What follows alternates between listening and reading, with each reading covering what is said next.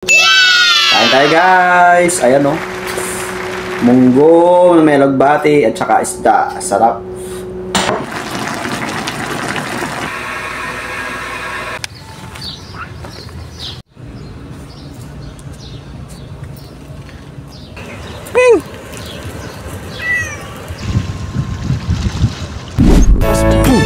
Laki. Uy.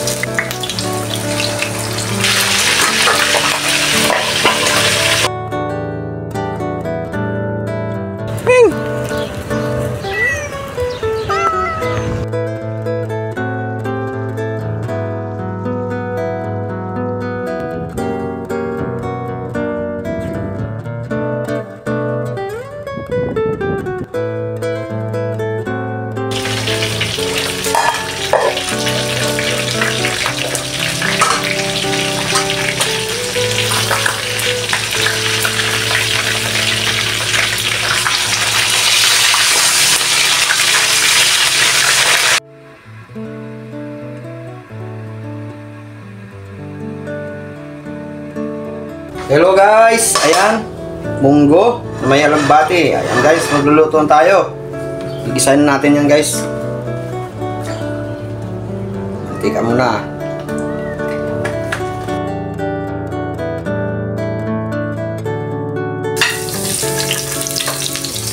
Munggo tayo guys at may alagbati. Yung ating munggo ay nilaga ko na kanina pa. Makikita sa ating video kanina. Nauna nang nalaga yung ating munggo at saka yung ating alagbate is galing po sa ating tinanim.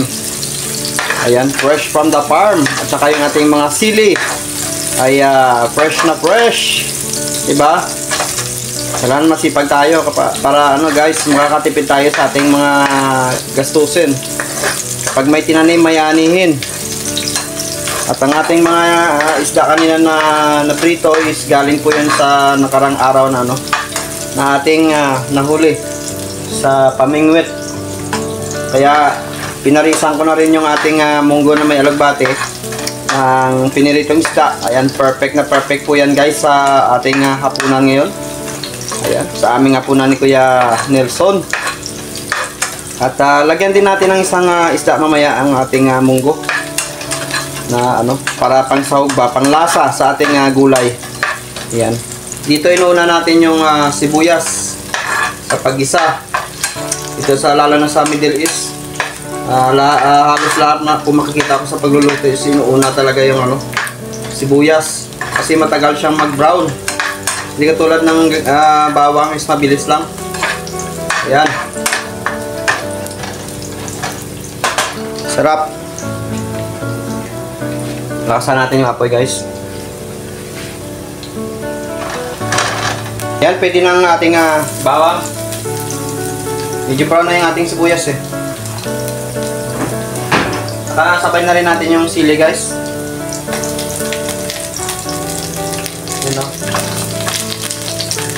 Diba?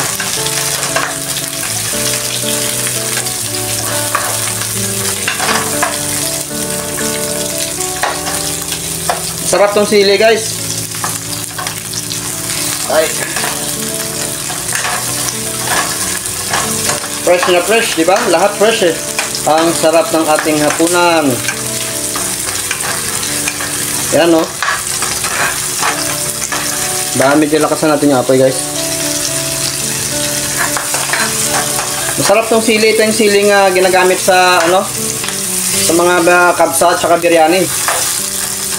Sa Pinas, di ko alam kung mayroong ganyan. Ay.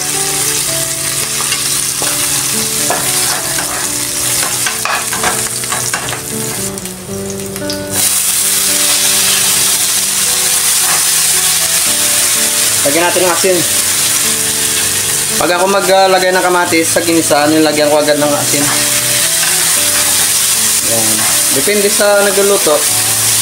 Basta ako, meron kanya-kanya tayong style, di ba? Yan o.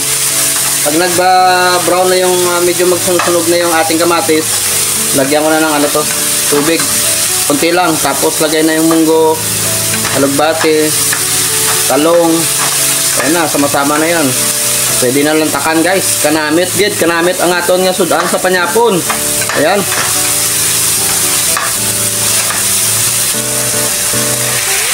Para medyo yung ating kamatis guys. Durog-durog. Ayan na oh.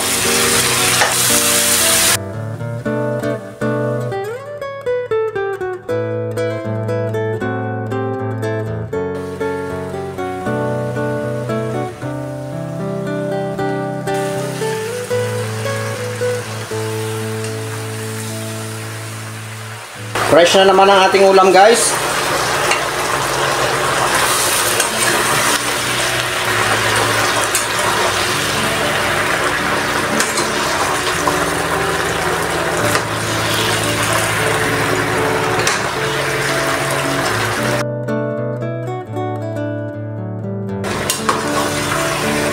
Lagyan natin ng tubig at saka isda, ayos na.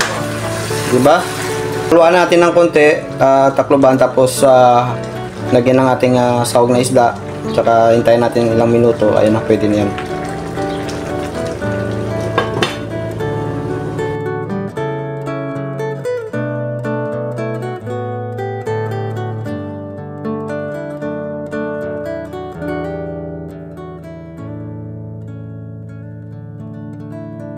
Tapos pahinaan natin ng apoy. Okay na, kakain na tayo. Yeah! Dinner time. Kain tayo guys. Ayan o. Munggo na may lagbati at saka isda. Sarap. Salamat po.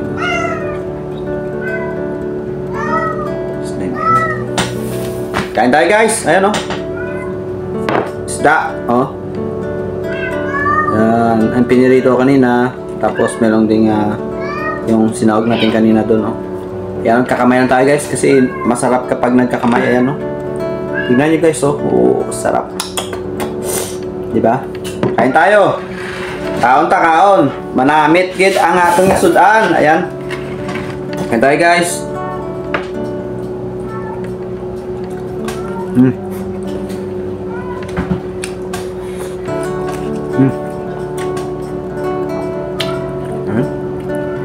Diba, libre lagi ulam, oh.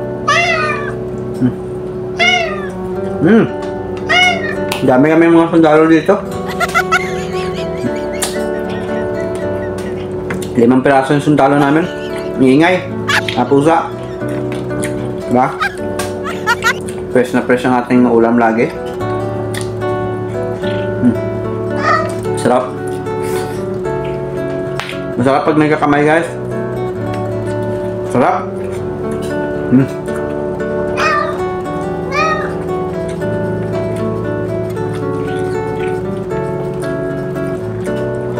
Sarap pag laging isa. Basta stand, di ako nagsasawa. Kulit mo ah. Kulit ng mga sundalo. Binuksan ko sa pintuan.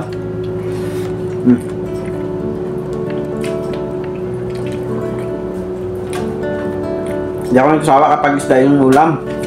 Kasi ano, healthy siya, masustansya. Saka gulay. Lapit lang ng dagat sa amin dyan lang. Ilang hakbang lang. Swerte kami dito sa Saudi. Dahil ang aming trabaho dito is dito sa may ano lang. Sa yung aming accommodation na sa tabing dagat lang. Ganito lang. Tapos ng trabaho, pag may time, mamingwit. Ayan. Kakahuli talaga. Sarap. Sarap ng ano? Alugbate. Paborito ko talaga alugbate, guys.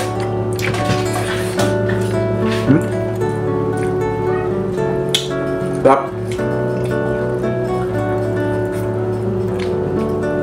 Ayan, shoutout pala sa aking sweetheart na si Jody36. Ayan. Wow. Love you. Shoutout din sa aming yung admin Bornibol, guys. Shoutout. At saka sa Tatay Biba, Mascarados. Ayan. Ito na muli, nabalik tayo muli sa pag-vlog. Ayan, halos ilang taon din, mga sobrang 1 taon din hindi tayo nag-vlog. Ito naman, balik naman tayo. Ayan na kami sila. Marami kaming ninong-ninang sa kasal namin ni Jody.